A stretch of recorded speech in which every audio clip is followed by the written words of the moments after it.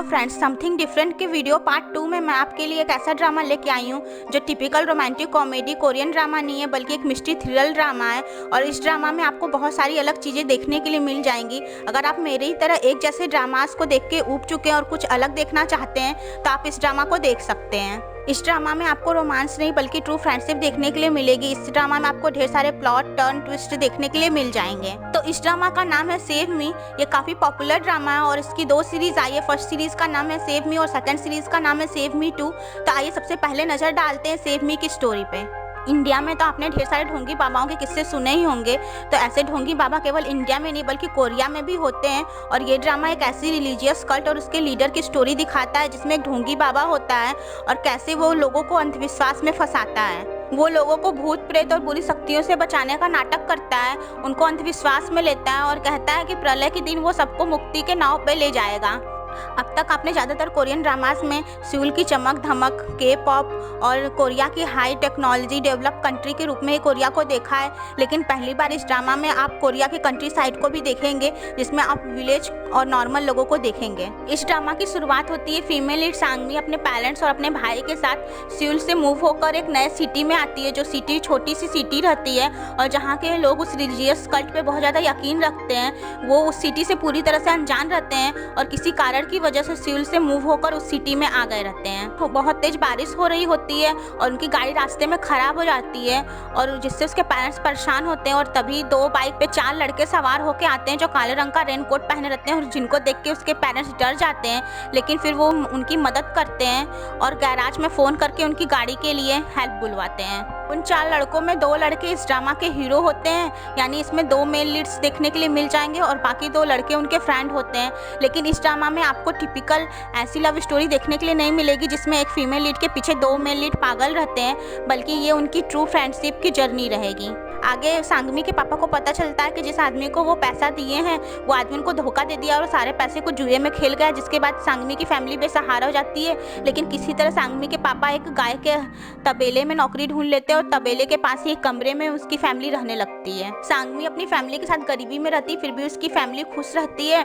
और एक दिन उस रिलीजियस कल्ट का लीडर वहाँ पे विजिट करता है, उसकी नज़र सांगमी पे पड़ती है और उसकी नीयत खराब हो जाती है। उस रिलीजियस कल्ट के लीडर को सभी स्पिरिचुअल फादर कहते हैं और उस स्पिरिचुअल फादर के 2 खास लोग रहते हैं, कांग और जो उस स्पिरिचुअल फादर का सच्चाई जानता है कि वो एक ढोंगी है, उसके लिए मर्डर करता है, पैसे ऐंठता है और उसके बुरे कामों पे पर्दा डालता है। वहीं कांग पूरी तरीके से एक अंधभक्त रहती है जो उसके बुरे कामों को देखते हुए भी नज़रअंदाज करती है और उसे ईश्वर की मर्जी समझती है। आगे स्पिरिचुअल फादर अपने चर्च में सांगमी की फैमिली को इन्वाइट करता है, जहाँ सांगमी की फैमिली जाती है और सांगमी को स्पिरिचुअल फादर का बिहेवियर अजीब लगता है और की नीयत पे उसको डाउट होने लगता है। और सांगमी अपनी फैमिली को वार्न करती है कि वो स्पिरिचुअल फादर के ऑफर्स को ना एक्सेप्ट करे, क्योंकि स्पिरिचुअल फादर उन लोगों को मुफ्त में रहने खाने सोने की व्यवस्था देता है। सांगमी के पेरेंट्स को भी ये बात अजीब लगती है कि वो क्यों उनकी इतनी मदद कर रहे हैं, लेकिन फिर भी वो उनका ऑफर एक्सेप्ट कर लेते हैं।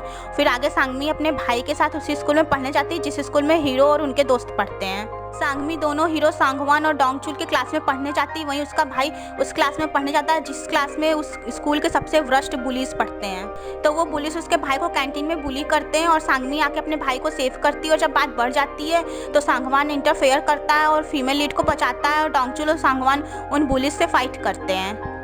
आगे वो पुलिस उसके भाई को बुली करने के लिए टेरेस पे ले जाते हैं और सांगमी को ये बात पता चलती है तो वो दोनों हीरोज से हेल्प मांगती है अपने भाई को सेव करने के लिए।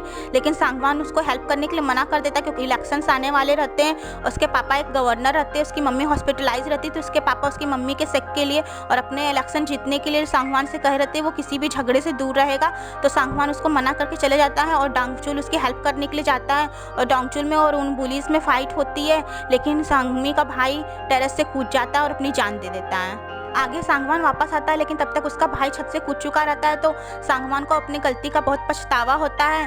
फिर आगे जो पुलिस रहते हैं और डोंगचुल रहता है उनको पुलिस अरेस्ट करके ले जाती है। लेकिन चूंकि सारे जितने भी पुलिस रहते हैं सब अमीर फैमिली से बिलोंग करते हैं तो सभी के सभी छूट जाते हैं, लेकिन केवल डोंगचुल ही उस जेल में रह जाता है। तो इस सिटी में पुलिस ऑफिसर से लेकर गवर्नर तक सबके सब करप्टेड रहते हैं और केवल उन्हीं की सुनते हैं जिसके पास मनी और पावर रहता है। चूंकि डोंगचुल एक गरीब फैमिली का रहता है, उसके पापा एक शराबी आदमी रहते हैं, उसकी केवल दादी रहती हैं, तो इसलिए उसकी बेल नहीं होती है और उसको जेल में रहना पड़ता है।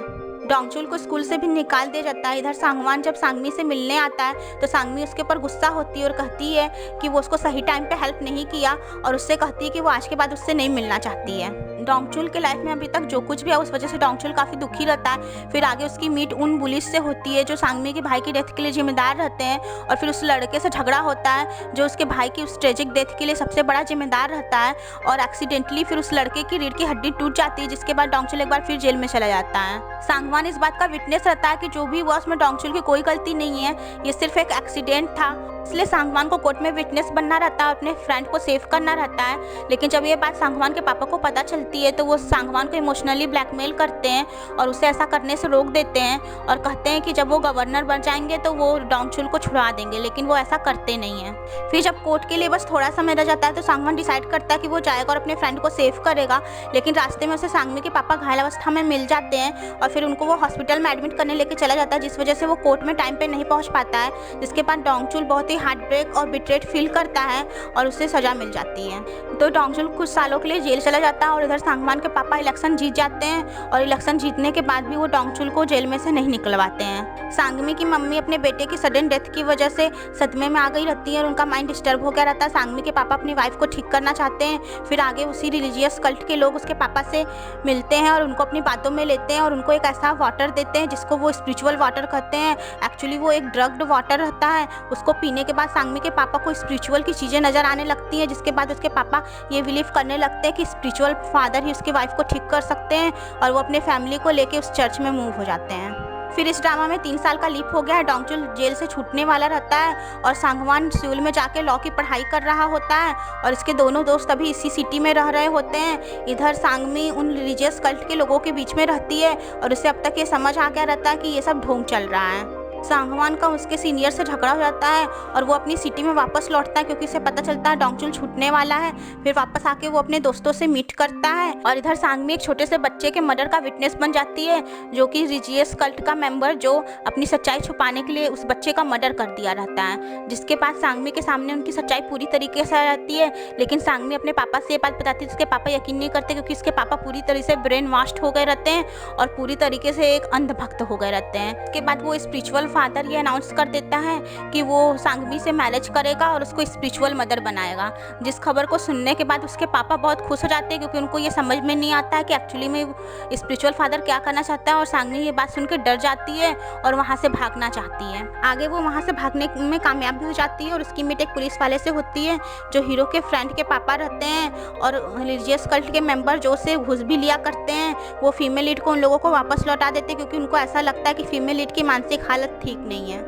फिर एक दिन सांगवान अपने दोनों दोस्तों के साथ बाइक पे सवार होकर जाता है और उसकी बाइक की टक्कर उस रिलीजियस कल्ट के मेंबर के वैन से हो जाती है जिसमें फीमेल लीड अपने पापा के साथ बैठी होती है। तो सांगवान फीमेल लीड को देखता है और फीमेल लीड धीरे से विस्पर करती है सेव मी।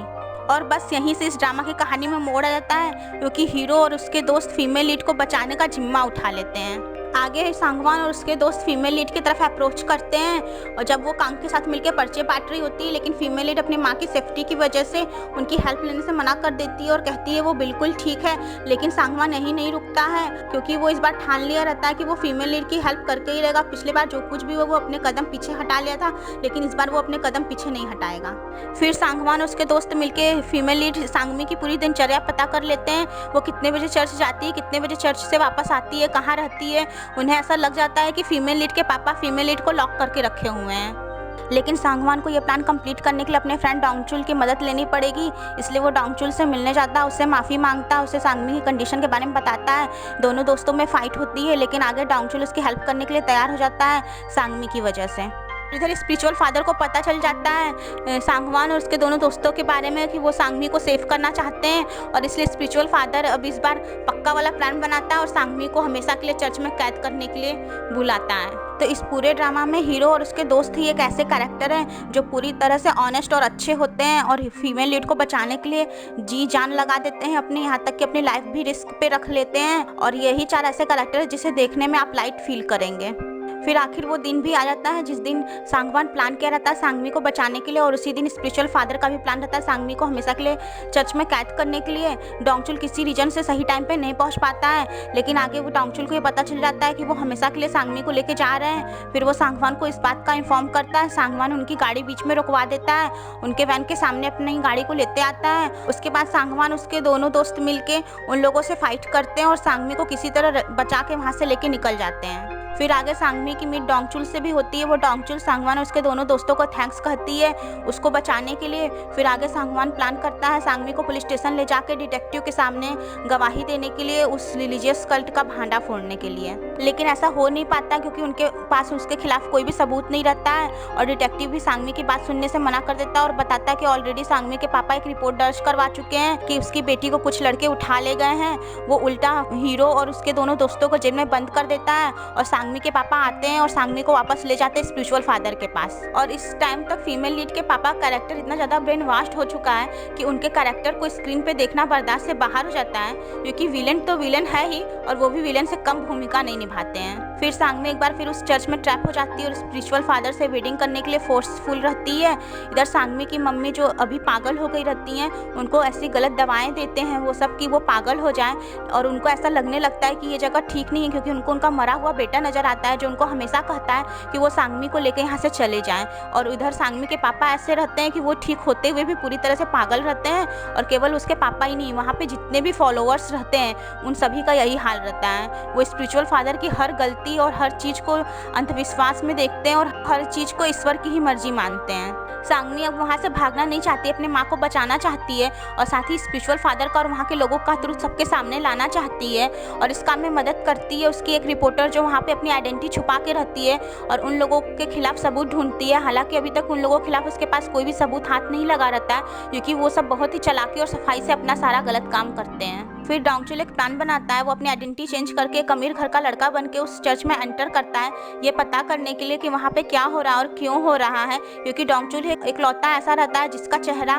कांग और जो और कोई भी रिलीजियस कल्ट का मेंबर नहीं देखा रहता है। इधर जो सांगवान और उसके दोनों दोस्तों को ढूंढता है उनको मारने के लिए, और स्पिरिचुअल फादर सांगवान के पापा से हाथ मिला लेता है जो कि गवर्नर रहते हैं, और सांगवान के पापा भी हाथ मिला लेते हैं क्योंकि उनको अपकमिंग इलेक्शन में वोट की जरूरत रहती है। फिर आगे जो अपने बॉडीगार्ड के साथ मिलकर सांगवान के फ्रेंड को पकड़ लेता है और उसे उस जगह पे रखता है जहाँ वो उन लोगों को रखता है जिनको टॉर्चर करता है, और सांगवान के दोस्त की जान पे बन आती है। फिर सांगवान को पता चलता है कि उसका फ्रेंड खो गया है, मिल नहीं रहा है। फिर डोंगचुल को जब ये बात पता चलती है तो फिर डोंगचुल सांगवान को इन्फॉर्म करता है कि उसका फ्रेंड यहीं पे है। फिर आगे दोनों मिलकर प्लान बनाते हैं अपने फ्रेंड को बचाने का। फिर सांगवान अपने फ्रेंड के साथ जाता है वहाँ पे, अपने फ्रेंड को बचा के निकाल कर ले आता है, और डोंगचुल इन सब बीच में उन लोगों को मिसगाइड करता है उनका ट्रस्ट गेन करने के लिए।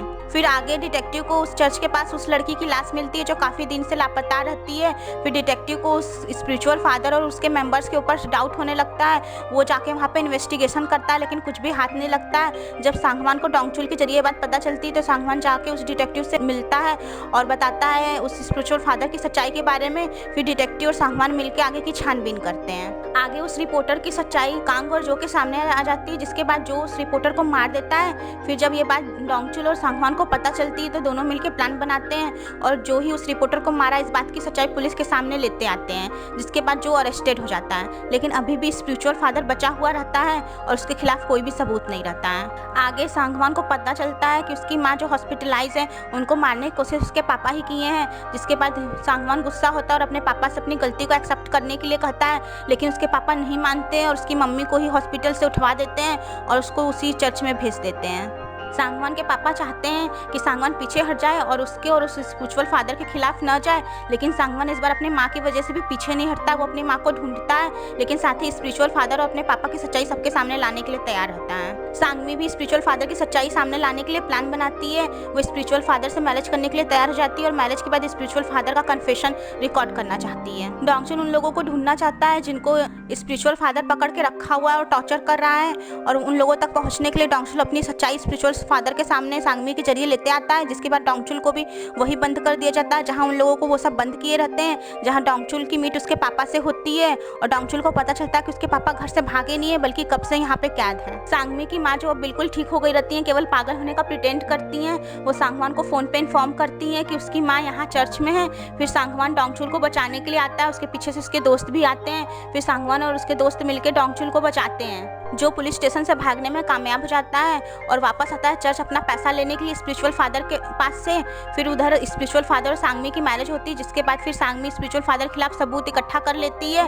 फिर सांगवान पहुंच जाता है सांगमी को सेव करने के लिए और फिर सांगमी स्पिरिचुअल फादर को मारने जाती है, लेकिन सांगवान उसको रोक देता है। फिर स्पिरिचुअल फादर खुद ही आग में जल के मर जाता है। डिटेक्टिव की टीम भी वहाँ पहुंच जाती है और बचे हुए गुनाहगारों को अरेस्ट कर लेती है, लेकिन जो अंधभक्त रहते हैं वो तो अंधभक्त ही रहते हैं। वो स्पिरिचुअल फादर को अभी भी अच्छा ही समझते हैं, क्योंकि पूरी तरह से ब्रेन वॉश रहते हैं। सांगवी अपने माँ के साथ वहाँ से चली जाती है, क्योंकि उसके पापा भी उन अंधभक्तों में ही शामिल रहते हैं। सांगवान के पापा की सच्चाई भी सबके सामने आ जाती है और वो भी अरेस्ट हो जाते हैं। फिर फीमेल लीड फ्रीली अपनी लाइफ जीती है और ड्रामा की एंडिंग होती है। सांगवान वापस सियोल जाता है अपनी पढ़ाई कंप्लीट करने के लिए और फीमेल लीड सांगवान, डोंगचुल और दोनों दोस्तों से मिलने आती है। वो उनको थैंक्स कहती है अपनी लाइफ सेव करने के लिए और कहती है कि अगर उस दिन वो उसकी बात नहीं सुने रहते तो आज शायद उसकी लाइफ इतनी अच्छी नहीं होती। फिर यहाँ इस ड्रामा का एंड होता है और सेव मी 2 की कहानी भी इसी प्लॉट के इर्द गिर्द ही घूमती है, जिसमें एक रिलीजियस कल्ट का लीडर रहता है जिसकी सच्चाई मेन लीड सबके सामने लाना चाहता है, जहाँ की गवर्नमेंट ऐसे ही करप्ट रहती है। तो फ्रेंड्स, अगर आपको ये वीडियो पसंद आया है तो लाइक करें और इस ड्रामा के बारे में आपके क्या थॉट्स हैं कमेंट बॉक्स में लिखना ना भूलें और ऐसे ही मोर वीडियोज़ के लिए मेरे चैनल को सब्सक्राइब करें और मिलते हैं अगले वीडियो में। तब तक के लिए bye bye and take care.